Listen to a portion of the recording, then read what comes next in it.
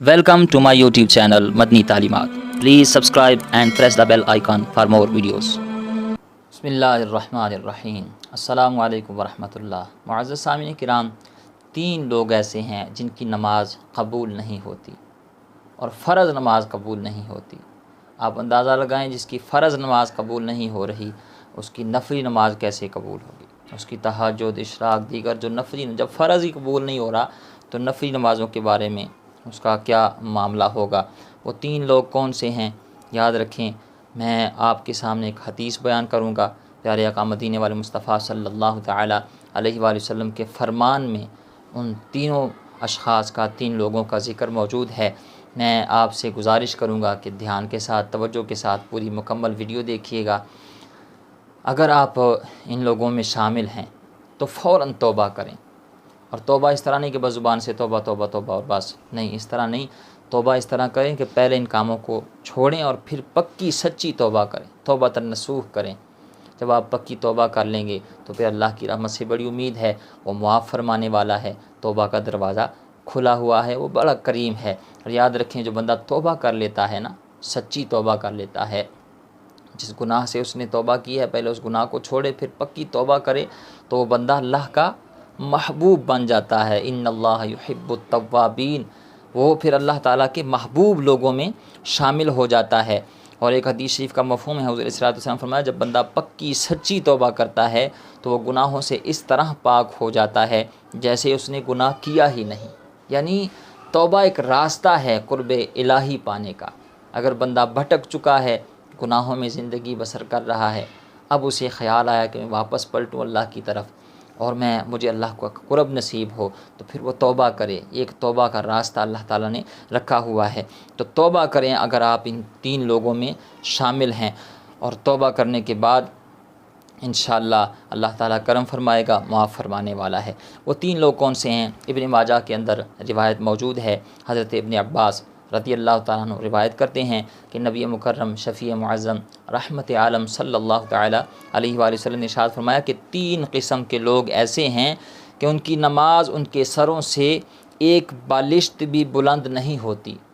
ایک بالشت کتنا ہوتا ہے؟ یعنی یہ ایک بالشت ہے، ایک بالشت بھی ان کی نماز جو ہے ان کے سروں سے بلند نہیں ہوتی. یعنی پہلا آسمان، دوسرا آسمان، تیسرا، چوتھا، پانچواں، چھٹا، ساتواں، وہ تو بعد کے مراحل ہیں. پھر وہ جا کے قبولیت کے مقام پر فائز ہوگی، وہ تو بڑی دور کی بات ہے. فرمایا یہ 3 لوگ ایسے ہیں کہ جن کی نماز ان کے سروں سے ہی بلند نہیں ہوتی، قبول ہی نہیں ہوتی. تو وہ کون سے ہیں؟ وہ ان 3 لوگوں میں سے پہلے نمبر پر ایسا آدمی جو ایسے لوگوں کی امامت کروائے جسے وہ ناپسند کرتے ہیں. یعنی ایسا امام جو نماز تو پڑھا رہا ہے لیکن جو اس کے مقتدی ہیں، جو اس کے پیچھے نماز پڑھ رہے ہیں، وہ اسے ناپسند کرتے ہیں. دوسرے نمبر پر ایسی عورت جو اس حالت میں رات گزارے کہ اس کا خامند اس سے ناراض ہو، تو ایسی عورت کی نماز بھی اس کے سر سے ایک بالشت بھی بلند نہیں ہوتی. اور ایک روایت میں پیارے آقا مدینے والے مصطفیٰ صلی اللہ تعالیٰ علیہ وآلہ وسلم فرمایا کہ جس عورت کو اس کا خامند بلائے ہم بستری کے لیے اور وہ انکار کر دے اور خامند پھر ساری رات غصے میں گزارے، تو ایسی عورت پر ساری رات فرشتے لعنت کرتے رہتے ہیں. اور اس لیے جو عورت خامند کو ناراض کر کے رات گزارتی ہے تو اس کی نماز قبول نہیں ہوتی. یاد رکھیں، گھروں میں لڑائی جھگڑا ہو جاتا ہے، ناچاکیاں ہو جاتی ہیں. اگر کبھی کسی خاتون سے اس کا خامند ناراض ہو جائے تو اس کے لیے ایک بڑا خوبصورت طریقہ مدینے والے مصطفیٰ صلی اللہ تعالیٰ علیہ وآلہ وسلم نے بیان فرمایا ہے کہ آپ اس انداز سے اپنے خامند کو راضی کریں.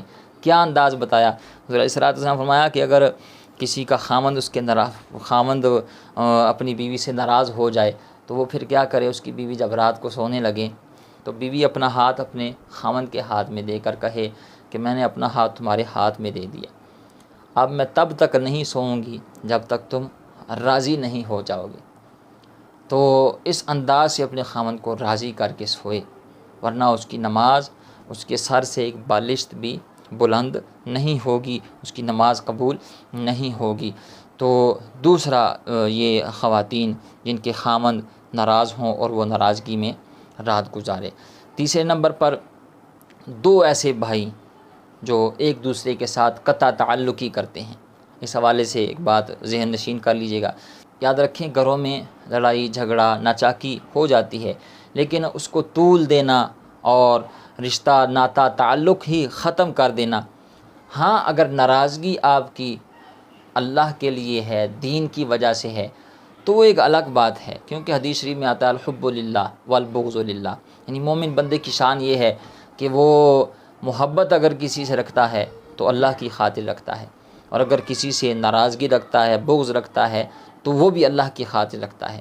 یعنی اگر آپ کی ناراضگی اپنے بھائی کے ساتھ اس وجہ سے ہے کہ وہ دینی معاملات ہیں کچھ، مثال کے طور پر مجھے ایک خاتون نے کل فون کیا، وہ پوچھنے لگی کہ میرے گھر والے مجھے پردہ کرنے سے روکتے ہیں، تو میں نے وہ کچھ لوگوں کے ساتھ اس حوالے سے ناراضگی کا اظہار کیا، تو میں نے کہا بالکل آپ نے جائز کیا ہے، ٹھیک ہے جی، کیونکہ آپ اللہ کو ناراض نہ کریں، مخلوق ناراض ہوتی ہے تو ہوتی رہے، کیونکہ کبھی بھی ایسا جائز نہیں کہ آپ مخلوق کو راضی کرنے کے لیے اللہ کو ناراض کر دیں، ٹھیک ہے۔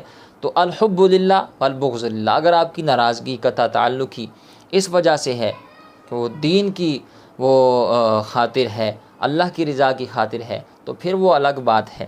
لیکن یہ جو چھوٹی چھوٹی باتیں ہوتی ہیں، ان کی وجہ سے گھروں میں جو چھوٹے چھوٹے مسائل ہو جاتے ہیں، ان کی وجہ سے قطع تعلق ہی کرنا اور رشتہ ناتا تعلق توڑ دینا، اس کو طول دینا، فرمایا ایسے بندے کی پھر جو ہے اس کی نماز جو ہے ان لوگوں کے سروں سے ایک بالشت بھی بلند نہیں ہوتی، یعنی ان کی نماز قبول نہیں ہوتی۔